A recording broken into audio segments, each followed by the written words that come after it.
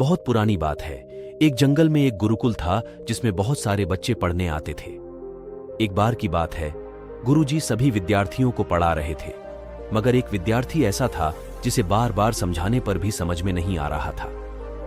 गुरुजी को बहुत तेज से गुस्सा आया और उन्होंने उस विद्यार्थी से कहा, जरा अपनी हथेली तो दिखाओ बेटा।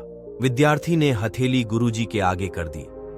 हथेली देखकर गुरुजी बोले, बेटा तुम घर चले जाओ, आश्रम में रहकर अपना समय व्यर्थ मत करो, तुम्हारे भाग्य में विद्या नहीं है। शिष्य ने पूछा, क्यों गुरुजी? गुरुजी ने कहा, तुम्हारे हाथ में विद्या की रेखा नहीं है। गुरुजी ने एक होशियार विद्यार्थी की हथेली उसे दिखाते हुए कहा, यह देखो, यह है विद्या की रेखा। यह तुम्हारे हाथ में नहीं है, इसलिए तुम समय नष्ट ना करो और घर चले जाओ और वहां अपना कोई और काम देखो। यह सुनने के बाद उस विद्यार्थी ने अपने जेब से एक चाकू निकाला, जिसका प्रयोग वह रोज सुबह अपनी दातुन काटने के लिए करता था। उस चाकू से उसने अपनी हाथ में एक गहरी लकीर बना दी। हाथ ने खून बहने लगा। तब वह गुरुजी से बोला, मैंने अपने हाथ में विद्या की रेखा बना ली है गुरुजी।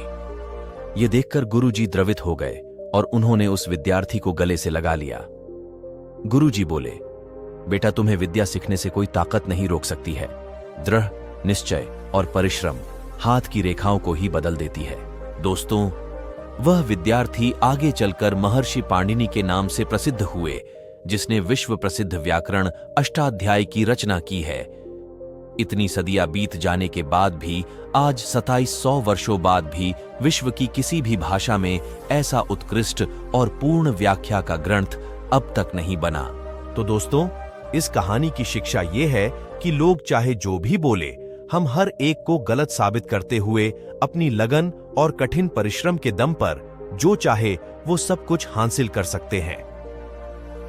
अगर यह वीडियो आप सबको पसंद आई हो तो हमारे चैनल को लाइक, शेयर, सब्सक्राइब करें। धन्यवाद। Subscribe now and press the bell icon. Never miss an update.